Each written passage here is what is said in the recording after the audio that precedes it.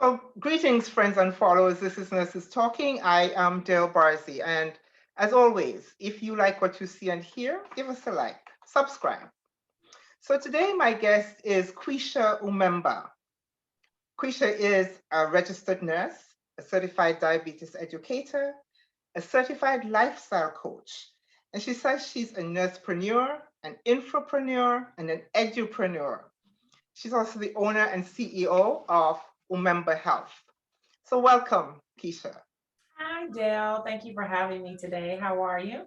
I am very well, and I'd really like to publicly thank you for taking the time to speak to me this morning to share your experiences, your goals, your dreams, your all of those kinds of things um, with us. Awesome. Glad to be here. So the first question, though, that I really always want to know from everyone when I speak to them is, why are you a nurse? Who or what inspired you into this? Yeah, that's a great question. I think like most nurses, I initially intended to be a physician. I started out as a candy striper at 16, and then lo and behold, life happened. I had my oldest son when I was 19 years old and fell in love and got married and all of that stuff really young. And so the trajectory kind of changed for me, or what I thought I could do at that time. And so Yeah. I thought, I'm married, I have a baby, I'm young, I don't think I'm going to be able to go to medical school. So I actually started out as a medical assistant. Okay. Graduated valedictorian. It was one of my instructors that said, Quisha, you can't stop here. You have to keep going. And so, it was me having the love for the medical field and for the sciences, and certainly very cliche, wanting to help, right? You hear that all the time, wanting to help people. Mm-hmm. But really looking at job security, really looking at all of the things that I love to do. And then nursing is one of those avenues, and we'll get to that later, I'm sure, where you can do so many things.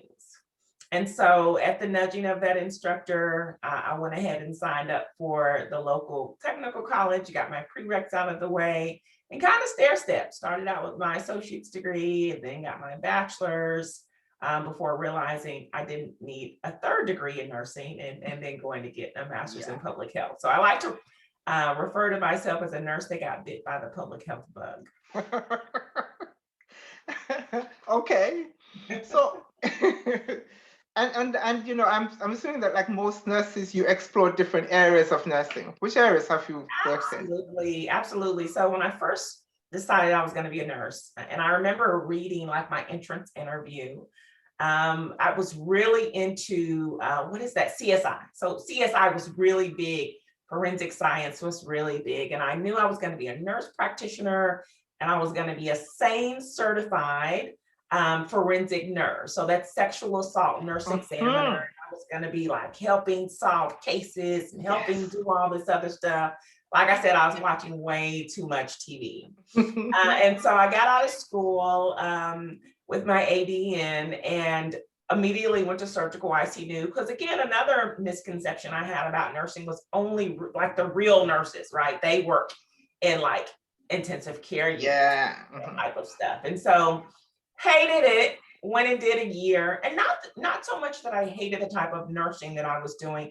I hated what the ICU did to me and how I was becoming. I felt like, the nurses, we've heard nurses eat their young. I certainly think that's true in a lot of intensive care units. Of course, you're having to deal with surgeons that have kind of a God complex. And so I felt like I had to either sink or swim, and swimming meant learning how to swim with the rest of the sharks. And so for me, it changed who I was. I realized this wasn't what I wanted to do.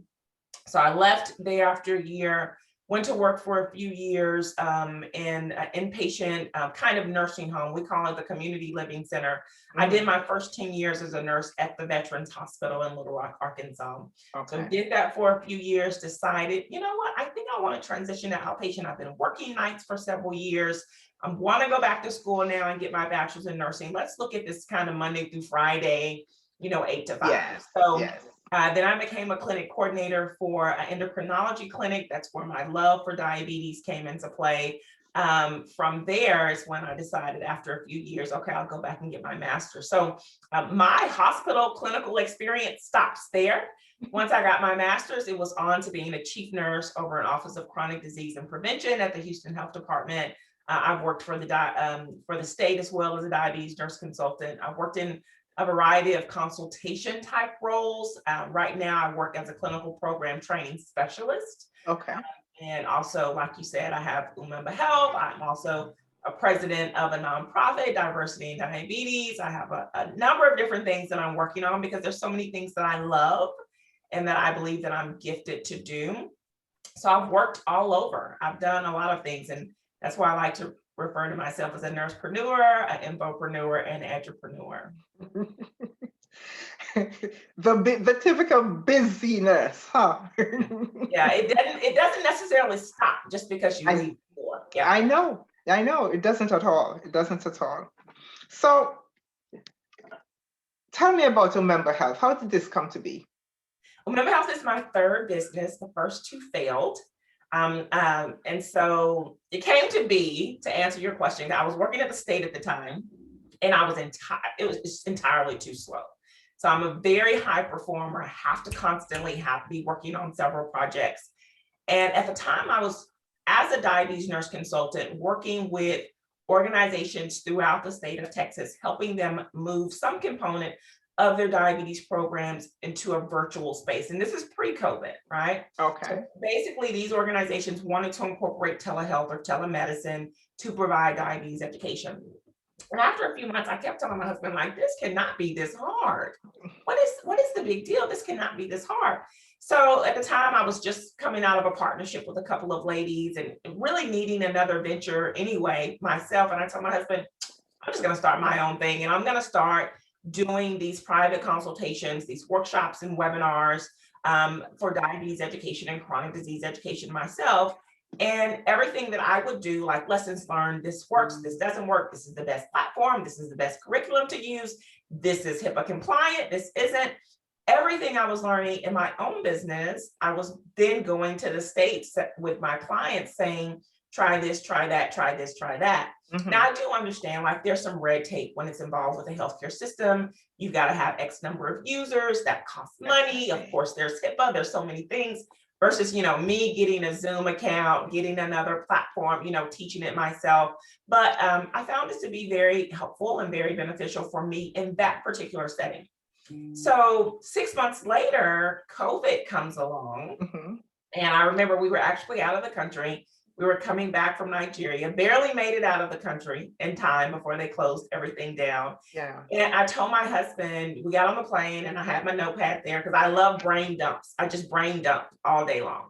Mm-hmm. And I remember telling my husband, none of my clients are going to want to come to class on Saturday because it was Armageddon. I mean, it was apocalypse. Yeah. There was no tissue. There was no meat. People were trying to figure out how they were going to make it from one day to the other. We were in another country. So all we got were texts and calls of what people were saying. Y'all better get home. And, so I didn't know what we were coming. What but to expect. When people are in survival mode, health education goes to the back burner. Exactly. From a business perspective, that doesn't help me because that was my business at the time, even though it was 5 months old at the time. And so just kind of doing this brain dump and brainstorm on how can I pivot my organization. And a month before, I actually had just got certified to be a community health worker instructor. And so I thought about continuing education. I thought about, okay, there are public health professionals, there are frontline health professionals that are going to need to know how to maneuver through this pandemic. Yeah. How not only to keep themselves safe and healthy, but keep other people safe and healthy as well. And I actually planned a whole virtual summit. I'm like, this is going to be my coming out party.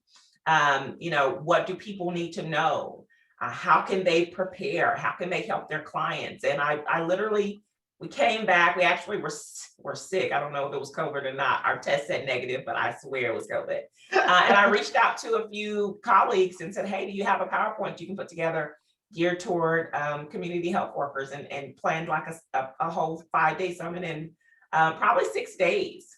And so that was kind of the coming out party. And once that happened, it was very successful, had almost 800 registrants. I thought, this is where it's at. Yes. So transition from being a client or patient facing, providing those type of services, to providing services now for healthcare and public health professionals. Awesome, awesome. And it's all virtual. So Yeah. you know, you have a global platform. That's exactly. If you look at our logo, it's a globe with a little mouse click. And so that's how it was intended to be when I was patient facing. That's how it's intended to be now, literally access at your fingertips, wherever you are. And so I think also one of the things that helped me in the transition is I started out virtual even before the pandemic, even though it was just a few months before. And so for me, it's just been natural being in this virtual environment or this virtual space or the classroom, whatever you want to call it. Yeah. So there was an opportunity for me to also assist other organizations that were trying to go virtual as well. So what is your big vision for Umemba Health? That's a great question. Scale right now. So I'm at that point. I was actually just talking to my mom about this. And I said, I'm at that point where I'm kind of, I'm busting at the seams. If I scale too much, then there's not enough staff to do the work. Yeah. So I have a virtual assistant and I have two 1099 contractors that work with me. But then, so it's a fine balance because you don't want to take on too many projects. Yes. You have to scramble to find people that are, really good enough to make sure that you deliver an excellent finished product. And that's where I am. But I also realize that the more that you market your expertise and the more that you put yourself out there and the more that people see what you're capable of, especially what your company, produces, the more requests you get. And so for me, I see, if I said I had a 5-year vision, I'd have a full staff of instructors. I'd have a couple of trainers, and they would do more of the work so that I could actually do another area that I'm considering, or not considering, but I actually do consulting on the side with other nurses, other public health professionals, other students that want to get involved in, that want to launch their business, but they don't know where to start. Yes. So, I have a mentor right now. I do one mentor at a time, and it's free. That's why it's only one. And it's a guy, and he wants to do it. He knows that he has some gifts, but sometimes it's like, I don't even know what service I would put together. I don't even know. So it's like right now I'm so into helping because I was just there 2 years ago. Like it took me a year to figure out, this is my niche. This is where I'm going to go with it. This is the need. I'm going to develop solutions because I know that nobody is really in this space. And so I'm really, it's another passion project. And I get caught up like this all the time where it's like, oh I want to do this. I'm like a dog on a bone. And so that's where I see Umemba Health, certainly me being the CEO and directing other really great instructors and consultants and trainers to carry on the work and to scale this work. I just got a request from someone in Africa yesterday. I get requests from people in India. It would be nice to have, to have instructors globally. I have to turn some people down because it's like, some of these are live events and the time zone is really going to throw you off. I don't recommend that you join the program. But if I had an instructor that was in Africa, if I had an instructor that was in India, that would not be a problem. That wouldn't be. So that's certainly a point that I know we will get to eventually.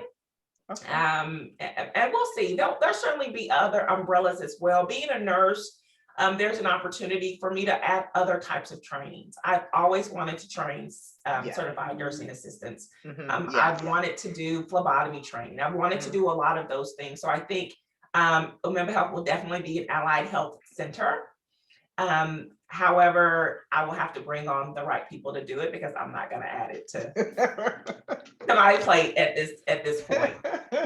Well, you're talking about people getting requests from people in Africa and India and all over. Actually answered a question that I was about to ask, because I was going to ask about your marketing and how do people find you? Yeah. So individuals find me primarily through Instagram or Facebook.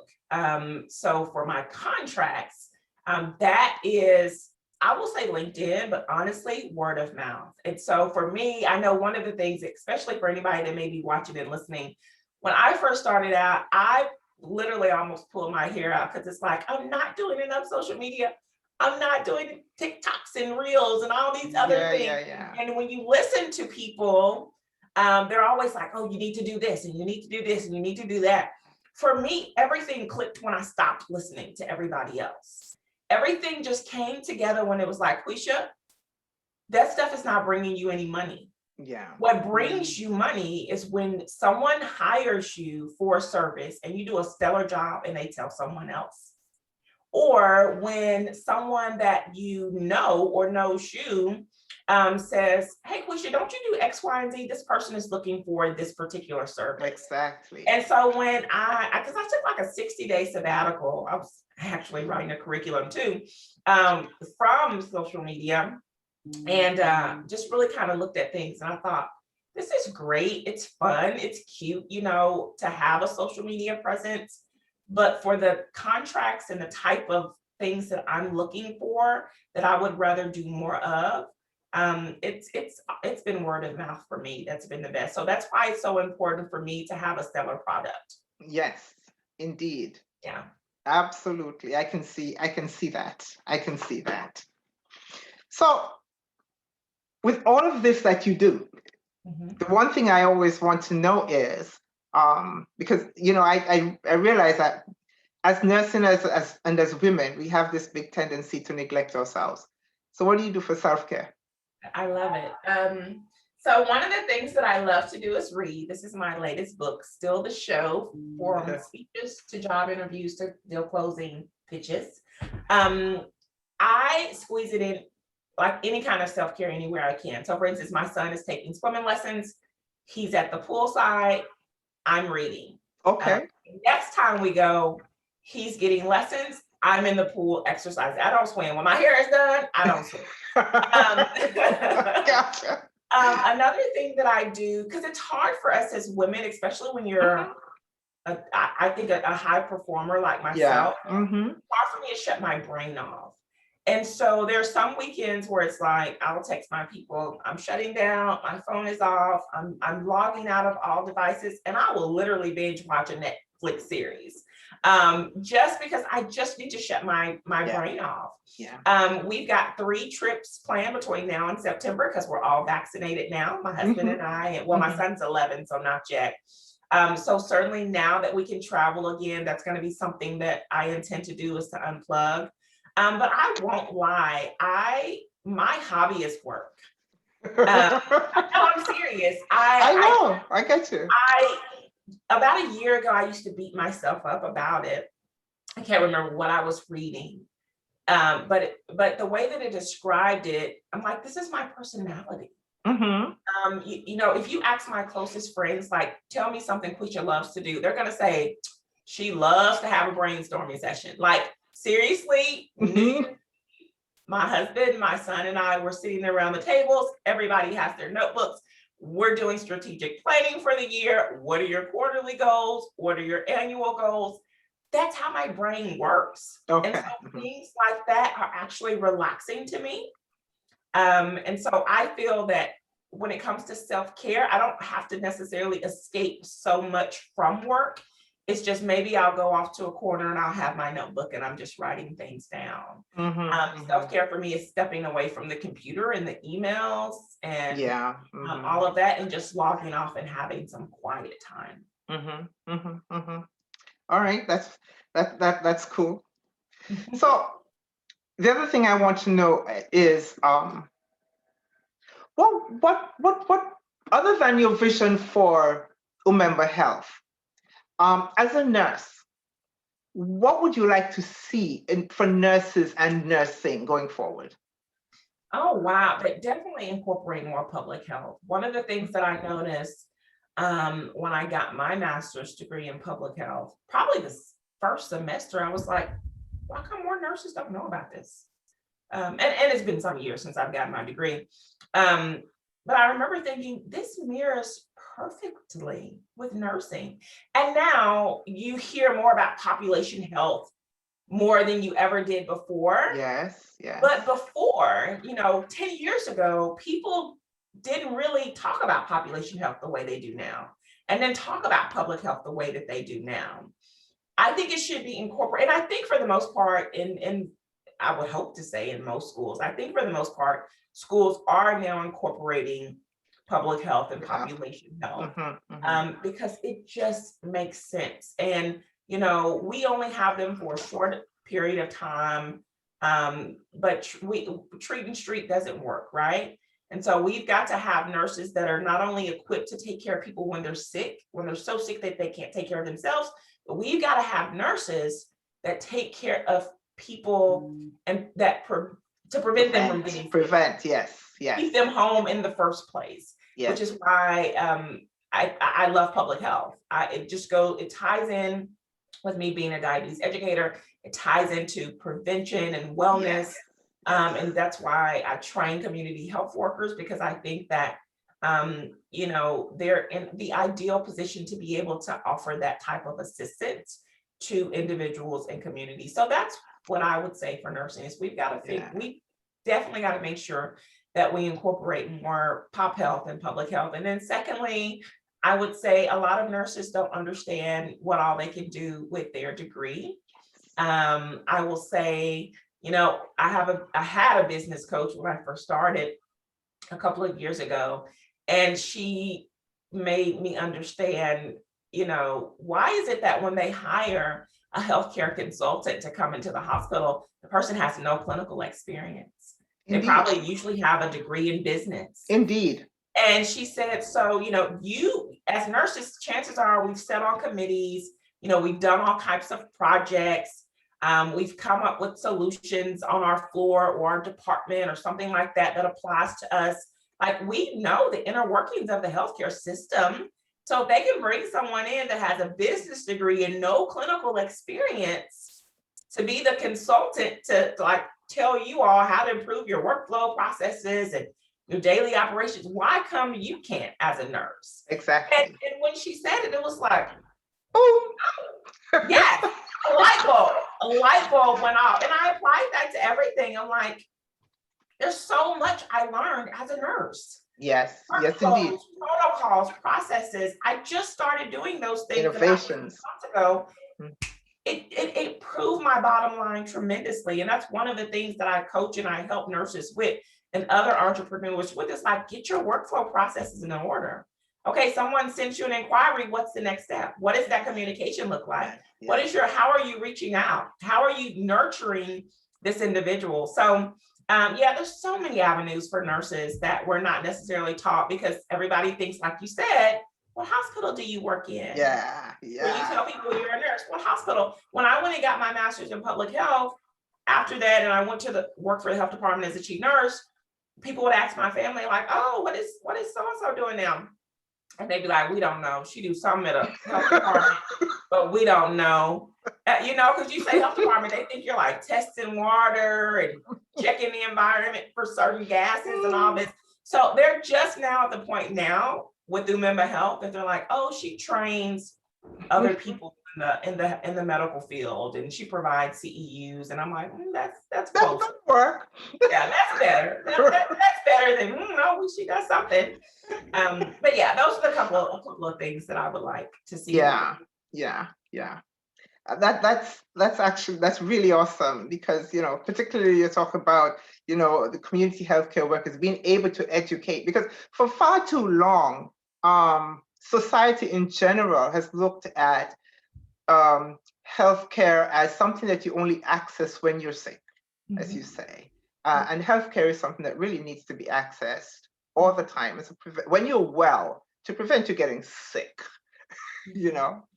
So that's an awesome thing. So last but not least, what kinds of words of inspiration would you give to someone who really wants to be a nurse, be in the healthcare field? What kinds of inspiration would you give them? Who wants to be a nurse? So I get this question all the time. So I'm going to give you my general question across the board, regardless if you're a nurse or not. And then I'll do something that's more specific to being a nurse. So one thing I always tell people is find something that you love to do so much that you would do it for free. and then figure out a way to charge for it. Mm-hmm. I still think that's the best. And that's what I do. Like, I could teach all day long. I could coach and mentor all day long. I love it. I love to see the change in people. That's what I loved about diabetes education. I love to see the light bulb go off. You know, I love that dynamic relationship that evolves over time and it leads to improved outcomes. I could do it for free. Half the time, feels like I do it for free. You did do it for free. But I've also figured out a way to monetize that skill set and those qualities so that I make impact and income. And so, since I just said that, I'll say that for the nurses as well. It's okay for you to make impact and income. I really recommend you as a nurse, you have a unique skill set. Once you've hit like maybe that 5-7 year mark, you've been in it long enough to where you've picked up so many like life lessons, technical lessons, clinical lessons, that you can ball it up into a side hustle. You know, that those same solutions that you develop for that organization, you can develop those for yourself as well. So if you're a nurse and you're interested in, you know, in launching your own business, don't be afraid to do it. It's all a matter of research and development. I would say be authentic to yourself. Many times people told me I had to stay in one lane. But as you can see, from the nonprofit to Umemba Health to other projects that I'm working on, to my personal consulting, I don't stay in one lane. I created my own lane. So as a nurse, don't be afraid to create your own lane. Yeah, exactly. So Quisha, is there anything else that you would like to share before we go?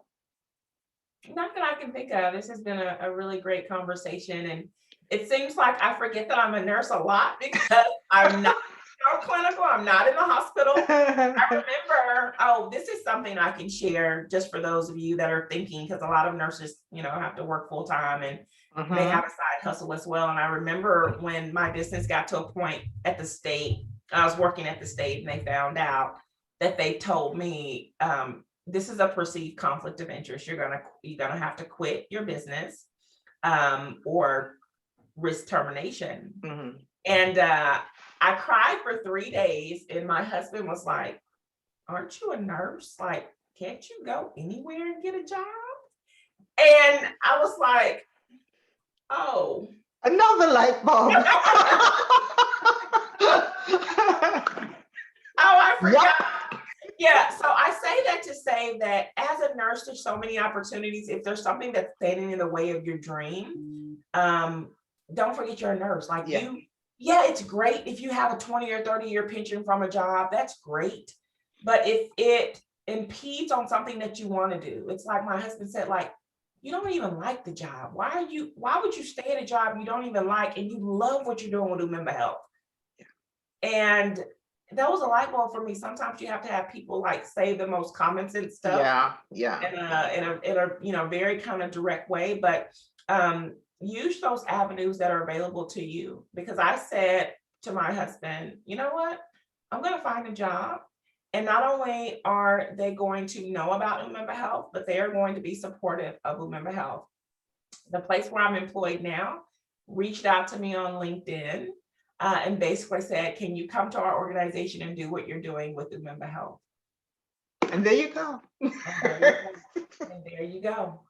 So some things need to be spoken into existence. I was just about to say that. I was just about to say sometimes you have to give voice to to the things in the back of your mind. And that's one of the reasons really why I ask people, when I talk to people, because I ask everyone, what is their vision? Because it is my belief that if you don't speak about that vision, you won't realize it.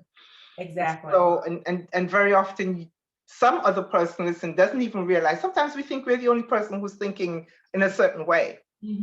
And then when other people speak, oh, so someone else is thinking like that. So that's one of the reasons I always ask everyone, what is your vision? Because, speak it. And write it and make it plain. Make it happen. Make it happen. Absolutely.